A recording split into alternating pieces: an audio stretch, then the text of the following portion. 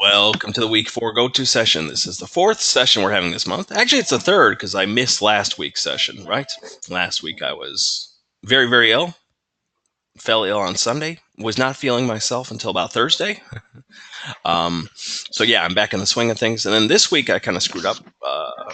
I didn't even have a lecture set for last night. I don't know how that happens. I set the whole month worth of lectures. I set it up in advance, and I guess I just didn't count forward enough correctly, like 1, 2, 3, 4, because I didn't even have a lecture schedule for last night. Anyway, tonight is the makeup session. We actually have only one person with us, but that's great. I'm still going to go ahead and deliver the lecture. This is going to be a short lecture because I don't have that much to go over. We're in week 4. So yay, we're at the finish line. I'm always amazed how quickly this class moves. It really is like a sprint, not a marathon. Um, yeah, Cassie's here with me, and she says, "Woohoo!" Yeah, and the end is in sight. Okay. I taught under so many different systems: the traditional 16-week semester, the 10-week trimester system. Now this system, which is 1 month courses, and yeah, these 4 weeks always fly by. But yeah, we're in week 4. I'm still grading essays. Okay. Because the busyness that we're currently experiencing at Full Sail, we've been given a 4-day turnaround time, so not 72 hours, but 96 hours. I'm going to be spending tonight and all day tomorrow grading essays. But you know how I work. I'm pretty flexible with due dates. So even though the final revision, which we'll talk about, is due on Sunday, if you need past Sunday, that's fine. I know it creates a little bit of problem for some people because many of you are going to be starting new classes as well next week. But usually the first day or two isn't that intense, right? So anyway, if you do have that need to hand it on Monday or Tuesday, just let me know. That's fine. Cassie left a message for me at 3 in the morning. Yeah, I still need to check messages. I've been a bad boy today. I've been so busy grading that I haven't. Yeah, it's a reminder. I need to check messages. Okay, so we're in week 4. A lot of it's the same, but actually, you know what? A lot of it isn't the same. You have a journal response like always, so just make sure you summarize the lecture and the assigned reading, which I think is pretty light in the final week. That's typical, but we have all this new stuff, okay? 2 of which are graded. Peer review for 10% of your grade, and the revision 15%. That's the heaviest weighted assignments of the month. And I'm gonna focus most of my time on peer review, okay? Because revision is pretty much what it sounds like. You'll get feedback on your essay, and you'll use that feedback, including feedback from 2 of your peers, to revise. So peer review is handled completely through turnitin.com. You don't have to have a paper submitted to start peer review. Okay. This is important too. Peer review ends Friday. Technically, it's supposed to end on Thursday, but I felt like students need the most time as possible, so I extended it to Friday. But yeah, the due date is Friday, and peer review is the one activity I cannot extend, even if I wanted to. So it's not me being mean or inflexible. Like once peer review is underway, and it already is underway through Turnitin, I can't change it. Like I can't move the due date 1 day further. Plus, if the assignment is technically due on Sunday, Friday's kind of stretching it in terms of getting feedback from your peers. Because, if I extended the due date before the assignment even was underway, how much good would it do for you to get feedback on Sunday from someone? So anyway, peer review is underway. I'm going to show basically what it looks like and explain and give some tips and some cautions. So I need to go into the edit area here. Yeah, and Cassie's asked about the revision plan. I'll talk about that. There's a bonus assignment. So those of you who like extra credit, there is an activity you can do. They'll earn you 5 points. I'll get to that. So here's peer review. I don't have a way to show what it looks like completely on the student's end. It's pretty intuitive. From what I understand, students, when you're in the activity, you'll see a button that I believe says something like Start Review or Start Essay, and you click on the button, and everybody's going to have 2 essays distributed to them, 1 at a time, though. I believe it's 1 at a time, so you won't just get 2 papers given to you at once. So you have to read carefully to the 2 papers you've been given, and basically answer these 4 prompts. I say prompts and not questions because each prompt has multiple questions. So, for example, reflect. I'm not going to read every question out loud, but for example, reflect. State which ad has been chosen. Well, that's easy. If the paper you're reading, the person has chosen the Call of Duty ad, there's a soldier in all of us. That's your answer. What is the thesis statement as you see it? Okay, we've been talking about this all month. You should be able to identify the thesis. If there is no thesis, let the student know. Okay, right? It should be that final sentence in the introduction that lists, pinpoints the three discussion points that writer is going to explore in his or her three body paragraphs, which is what the next question is. What are the main points discussed? So what are those 3 points that you saw in the thesis? Again, if the writer doesn't have a thesis or doesn't have a clear thesis, this is probably a pretty important thing to tell them. And then so on. Like, what hook did the writer use? In other words, that opening we talked about. There's lots of ways to kick off a paper. And then so on. Okay. So you can obviously read through these questions. For here example, let me make a quick comment about this. It says, based on the reflection you've done above. Okay, so it's basically, now that you've considered this stuff, what questions do you have about how your peers presented the essay? What would you like clarification about? What ideas would you like to see more from this essay? In other words, you've read the paper. What concerns you? What confuses you? What would you like clarified? Okay, and by the way, when it says what questions do you have, these should not be questions of curiosity. Like, oh, why did you choose this ad? Or why do you like Call of Duty? Do you like video games? No. Questions about the paper. Okay. As a matter of fact, I don't even care that much if you. Don't worry if you're confused. What questions do you have what questions do you have about how your peers presented the essay? What would you like clarification about? Basically, they're all asking the same thing. What questions do you have about the essay? Okay. Usually, in my feedback, I try to ask questions because asking questions is important because it can lead the reader, the writer, the student toward the answer instead of just directly saying things. But an example of a question might be something like, "Oh, I don't know. Maybe they've left something out. Maybe you've seen the ad that your peer is writing about, okay? And they're discussing, I don't know, the use of color in the ad. And maybe there's something you've noticed that the person asked. That would be a good place to ask. Like, have you considered what this color combination suggests? Anyway, but yeah, questions you have about the paper. And here, make 2 direct suggestions on how to improve the work. And finally, a question here about what positives do you see. Okay, basically you're answering these questions. Now here's the awesome thing, I think at least. In the past, we used to have peer review that was completely open-ended. It was up to the student to read the 2 papers that were distributed to them and write a thoughtful response, except we had at least half the class, and this is understandable, who didn't quite know what to do or to say, right? Here, you're basically given the questions that should lead you to decent answers. Cassie asks, what made you want to write about this topic as a question? Yeah, that's a good example of what not to do. So I'm glad you asked that, though, because, what made you want to write about this topic? That's kind of a question of curiosity.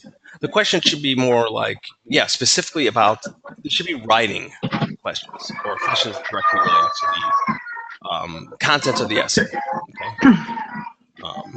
I mean, sometimes, this isn't a very good example, but sometimes I ask snarky questions. I'm not intending to be snarky, but sometimes I'll ask a student, like, okay, you've got 3 clear points. This is terrific.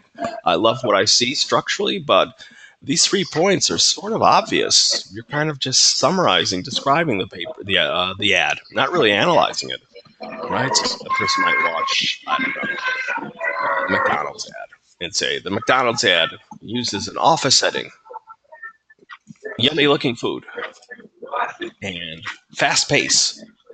And these 3 things are like painfully obvious to anybody who watches the ad. Like, it's got an office. That's where it's at. People are moving around fast. It's an office.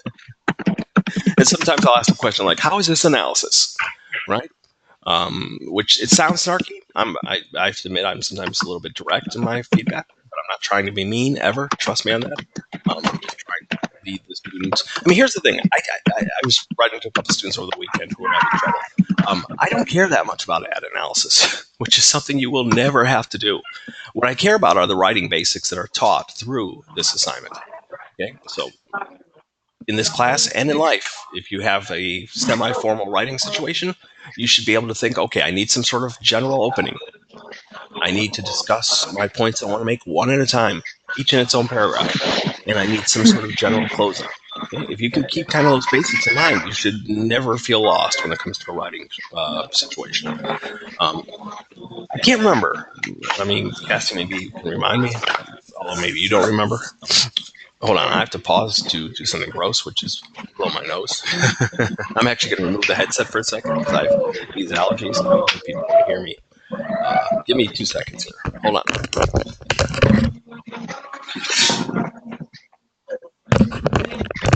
Okay, and I'm back. That was so loud that probably still. Okay. I can't remember. In a past lecture, did I give my speech about how most writing does have some sort of beginning, middle, end? For example, even an inter-office memo, it may not have an introduction paragraph. It might have just a single sentence that almost acts like a thesis. Dear employees, we are writing to inform you about changes to the 401k plan. Right? That's like a thesis. It's telling you directly what the piece of writing is going to be about. And then maybe they go through the changes to the 401k plan one at a time, each in its own paragraph. Or maybe they're just bullet points, but they're presented one at a time. And then there's some sort of conclusion. Thank you for your continued hard work. If you have any questions, feel free to contact someone at Human Resources, okay? So even in an inter-office like memo, at its most basic introduction, body, where you discuss or present your points one at a time, closer. Same thing with obviously more words. Yeah, Cassie just informed me my sneeze came through loud and clear. Okay. So I don't care that much about ad analysis. I care about people knowing how to write a basic essay. That said, I mean, I'm not saying that there isn't value in critical analysis, being able to look at something, think about it, analyze it. So people can still do quite well on an assignment. They might lose some points if the analysis is very ambitious, or I don't think it's very ambitious, but they'll still get a lot of points for other things. So,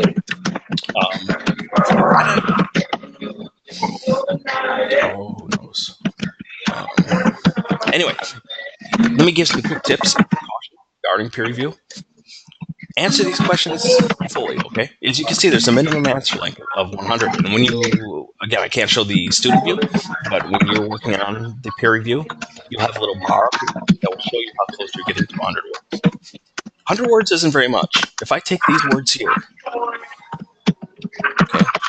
okay, these words here, probably about 60 words there, between 50 and 60. So that's already halfway to 100. So yeah, if you answer these questions with care, you should have no problem reaching 100 words per response. Other tips, please be specific, okay? In other words, for example, here it says make 2 direct suggestions for ways to improve your work. It's not good enough to say, in paragraph 3, I felt a little confused, or paragraph 4 could have been clear, because the writer won't understand what you mean. Well, it looks clear to me. What was unclear? Why did you feel confused? Okay, if you can pinpoint the reason why, or at least point specifically to a part where you stumbled or felt confused, that's important. Okay, so specificity, thoughtfulness, that's what most I'm going to be looking for. And listen, this should be an easy assignment. I love to give high grades for peer review, because what I want to see is just responses that show me, yes, this person has read these 2 papers that were distributed to him or her. Yes, this person has responded in a way that shows me, that gives me evidence, right?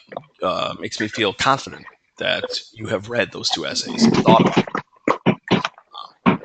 It's a good idea, I think, just to read a given paper once, just straight through, and then start answering these questions. But having the paper still open, go back to the paper. You almost certainly will. When I'm in Turnitin.com, I can see your paper, and the comments, where I write comments, are on the right, so I can always just scroll through your paper while I'm typing comments. Because, I have to look back at your paper to remember things.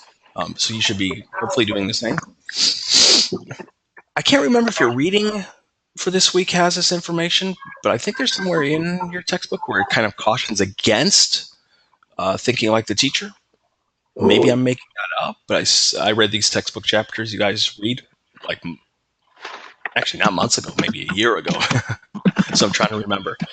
If that is the case, I don't think it's terrible advice. I mean, you don't want to be the teacher and take like a stern tone or tell them people a student paper is awful, but yeah, I mean, be careful, okay?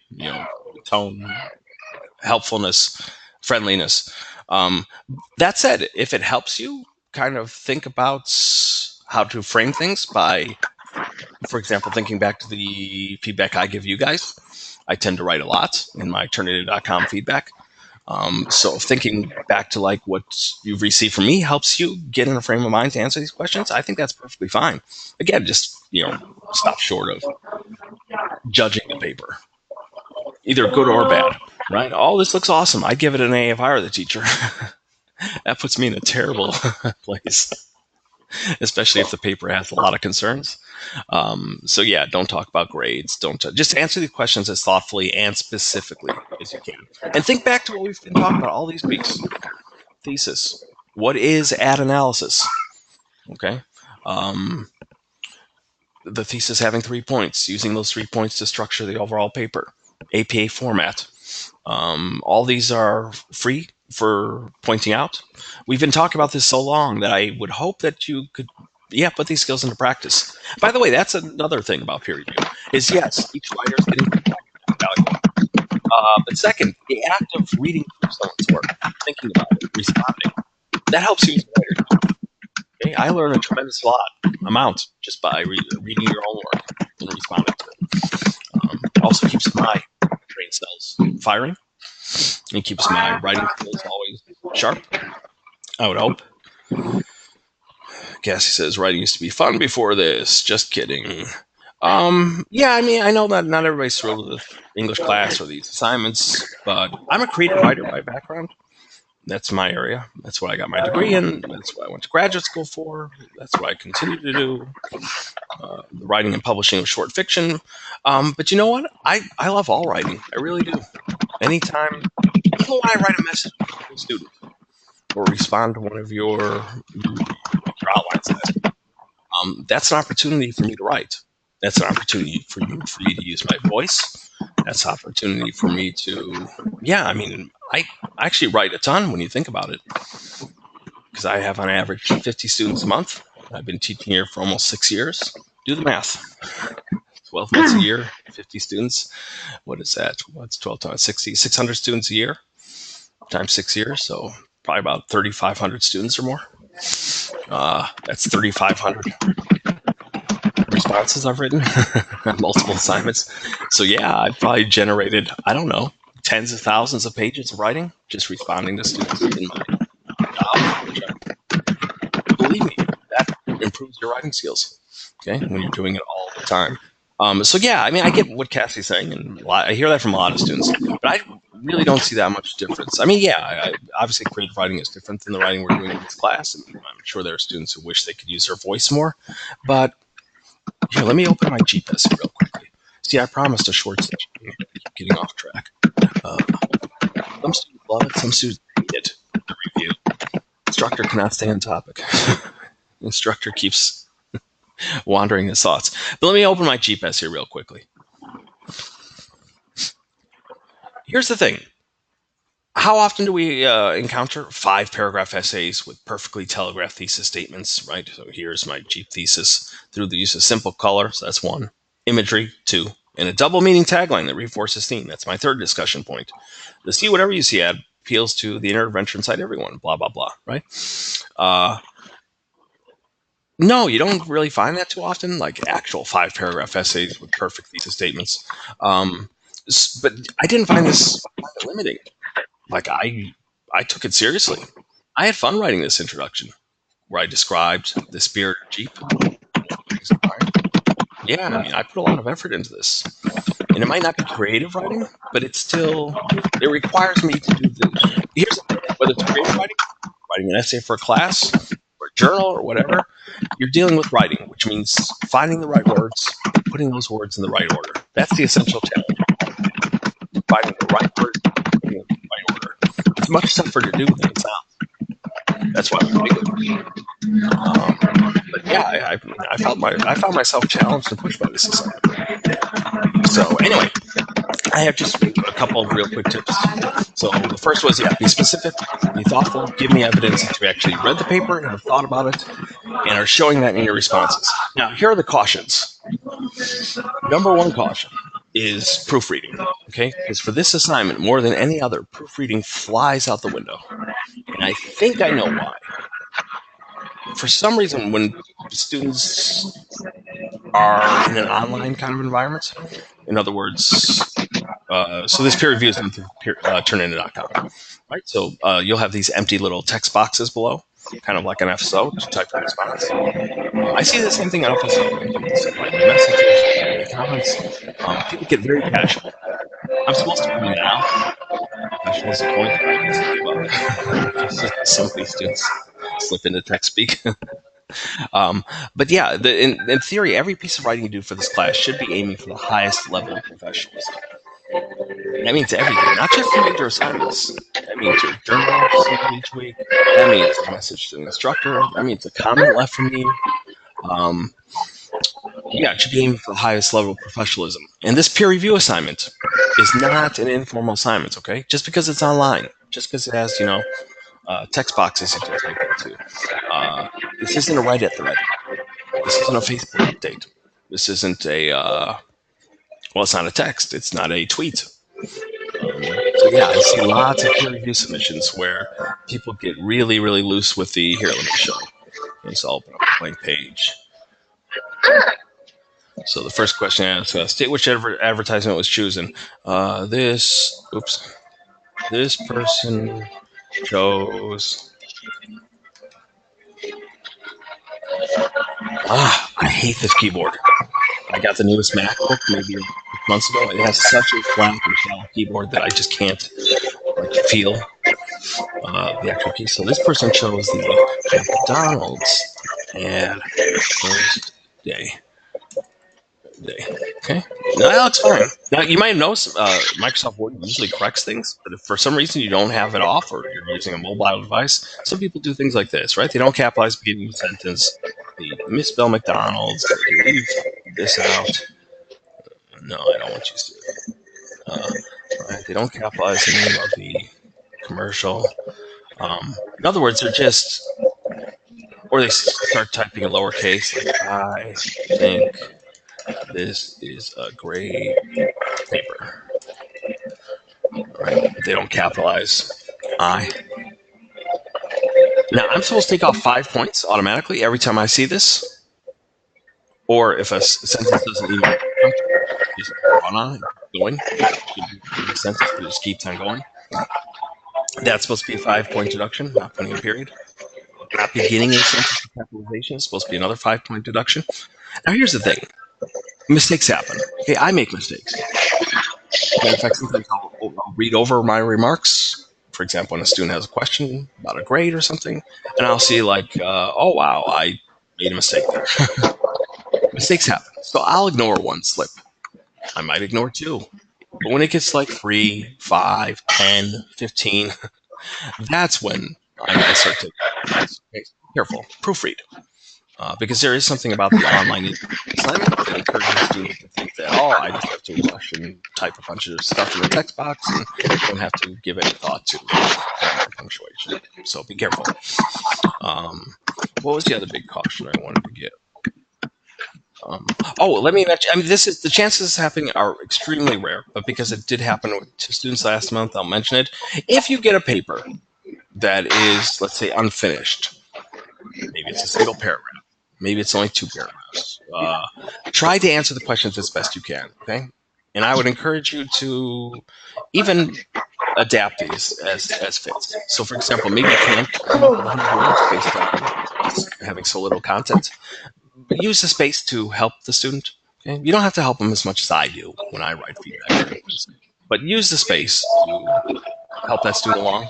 Let's assume that maybe the essay is unfinished because they're confused. Or maybe you get a paper that's 3 paragraphs long, and the student believes it's complete. Use these prompts to help that person. Again, we've been talking about this all month, so you should have the ability to do that. Cassie's saying her essay was 847 words. Okay, I think mine's around that length. Right? Curiosity, let me check. So here's my G paper. I won't count the writing on the cover page, the title. I'll just grab the actual text. Word count is 919. Okay. So my paper, which is actually just almost exactly 3 pages, is just over 900 words. Okay, so that's peer review. Okay. Any questions? The one person who's here. Two other things. You have a bonus. Let me say that it might be best for you to look at your overall grade and figure out whether you need to do the revision plan or not. Because here's the thing, the revision plan doesn't add that many points. You get 5 points.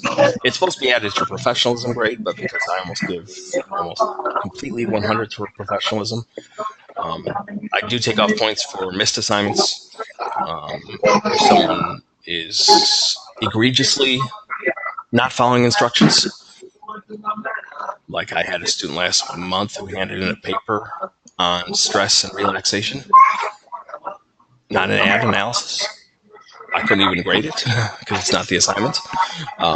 Yeah, there will be a professionalism deduction for not following instructions, things like that. But because so many students get super high grades in professionalisms, I usually just add the 5 points to your revision.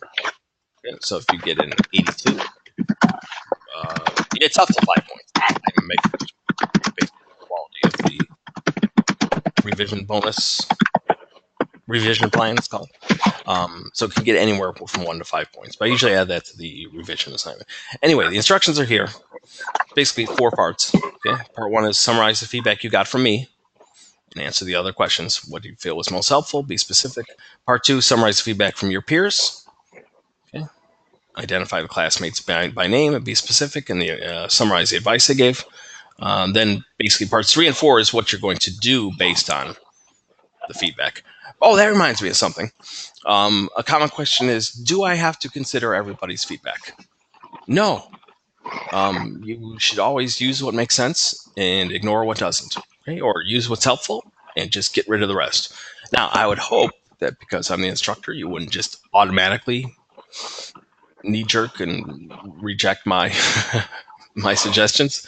But yeah, I mean, if there's something that I have said, one specific thing that you disagree with, you're the writer, not me. Yeah, you can stick your guns. But yeah, I mean, because listen, you'll get in theory 2 responses from your peers. Maybe one is terrific. Maybe one is awesome. Maybe one is less helpful. Okay, you certainly don't have to try to incorporate everyone's feedback when you revise.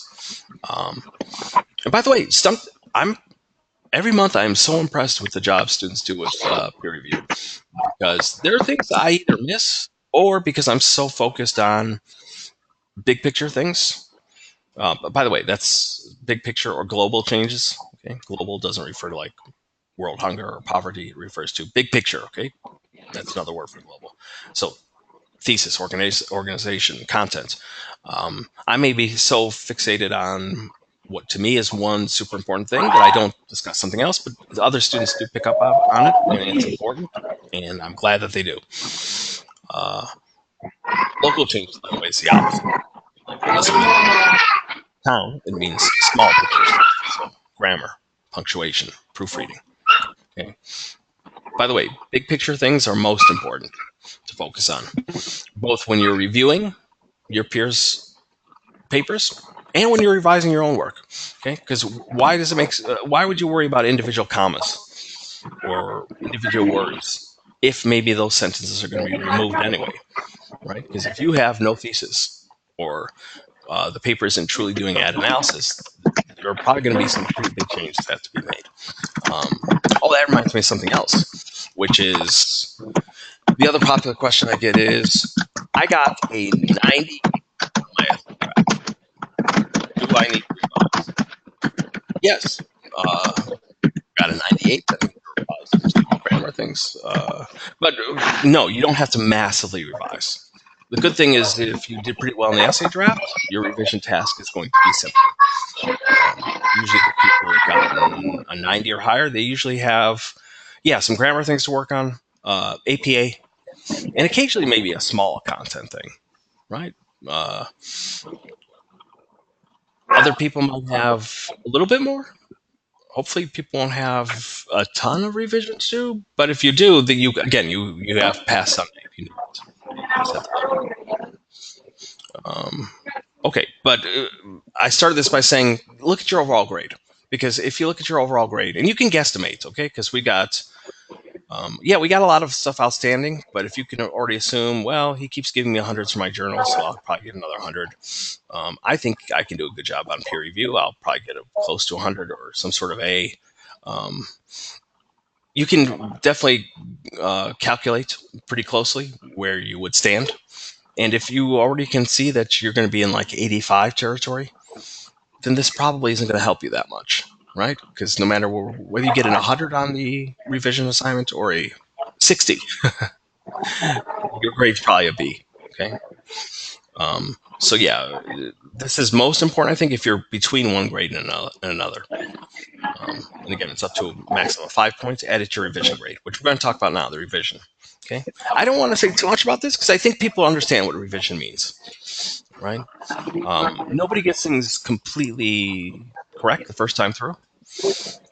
I'm a pretty obsessive and even anal retentive. I revise as I write, which is the opposite of the way most writers do it. Most writing teachers encourage people just to get it all out and then starts fixing things.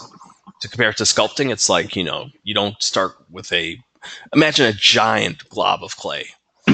You don't start by carving a perfect nose, right? You make big cuts into the clay and then get narrower and narrower. I'm the opposite. I make the most beautiful nose you can imagine. I make sure that nose is perfect, and then I move on. So yes, I work one sentence at a time. One sentence has to be absolutely perfect before I can move forward. But the result is usually the draft is very, very far along when I finish. But still, I have to go back and reread it. And maybe I don't need to make huge changes, but I'm still fiddling with things, wording, maybe rewriting a sentence here or there, maybe coming up with a stronger closing line or a stronger transition between paragraphs. And I'm not going to bring up the image that we saw during the first two lectures, but if you remember that picture we had of the writing process, looked like a pentagon. Revision is the end of that circular process. And we have lots of creative people here at Full Sail, obviously, because we have creative writing as a major, we have digital cinematography, we have video game people, both design and art. Lots of creative types. I don't know. I mean, you songwriters out there and artists and creative writers, name something out, slap your hands together and say, I'm done? No, you usually go back and keep working on it, right? But yeah, we think that revising is important stuff. So even if you got a 98, you probably have some small things to fix. Okay? If you got a 6, you're still that's probably you probably have some small things to fix and maybe some big things. Not like the entire paper, but maybe this paragraph specific attention. Okay. So anyway, revision is what it is. By the way, you do have an example. So this is the Diet Coke paper that a student wrote. And I don't know how many of you read the draft version. Got a longer introduction now. Her draft was in terrific shape, but one of the paragraphs was very, very short, and I think that one's longer now too. Maybe it was this one. Maybe not. It still looks kind of short. Anyway, but this is an example of a very good paper. Cassie says she draws, she writes poetry, you write songs. Okay, but Cassie, if you write a song, you don't just think done on the first try. You probably go back to it. You probably continue to work on it. Same thing with the essay. Okay. Sometimes students hand in done. Whew, done. We're here to tell you, no, you're not done. Sometimes hand in magnificent drafts, and yeah, they're almost done. They're very close to done, but still. I should caution there is a penalty for not revising. There's a 20-point penalty for lack of meaningful revision. So that means you either upload the same file that you handed in for your essay draft, or you hand in a version that is very, very similar. Like, yeah, maybe you fixed one spelling error, maybe fixed a couple commas, and yet there was more to do. Okay. That's not meaningful revision. So be careful, okay? I hate to do that. I feel so guilty when I have to do it. But then I tell the student, because I'm pretty direct, right? I don't beat around the bush. I say, listen, I hate to do this, but I have to apply the 20-point penalty. Why? Because this revision assignment is the most point-worthy assignment of the entire month. It's worth 15% of your grade. Why would I give 15% for just uploading a file, the same file you gave me 2 weeks ago or a week ago? Or why would I give, let's say the student got an 84. Why would I give you an 84 when all you did was go in and make a couple surface level fixes, not even like writing fixes, just, oh, he pointed out that I was missing a comma here, so I put the comma in like he told me. Yeah, take it seriously, okay? Because I hate doing that. Is there anything else to go over here? I don't think so. Yeah, I make sure to turn it into turnitin.com. All the turnitin.com assignments are set up so that they accept late submissions. Oh, that reminds me of something too. I should have mentioned this much earlier, but sometimes students panic because I don't know how to change it. I have to figure it out. But if you don't click complete on an assignment, some of these assignments automatically, it's a platform, grades it as a 0, and then students freak out saying, oh my God, I handed it in 1 minute late. You're telling me I got a 0? No, you didn't get a 0. The 0 will be replaced where I grade your essay. So if anybody had that happen to them, again, breathe deep. Don't worry. It's not truly a 0. It's replaced. That happened to you. Yeah, it happens a lot. I really need to figure out how to turn that off. There's got to be a way to do it. Oh, final thing. Portfolio competency, reflection essay. Do it if you want. If you do it, maybe I'll consider bonus points. But you don't have to, okay? I'm not supposed to say that. We're supposed to make students do this. But you guys got plenty on your plate. Okay? So do this if you want. You do it, it'll make me smile. If you're between one grade and another, maybe I'll help you a little bit, okay? But yeah, if you've got plenty on your plate right now with the journal, peer review, revision, don't worry about this. Don't worry about revision plan. It's not going to influence your grade, okay? So that ends today's lecture. I'm actually going to go ahead and just end the video now because I went longer than I thought I would. I thought it was only going to be about half an hour. I probably went more like 40 minutes. So thank you for watching. Adios.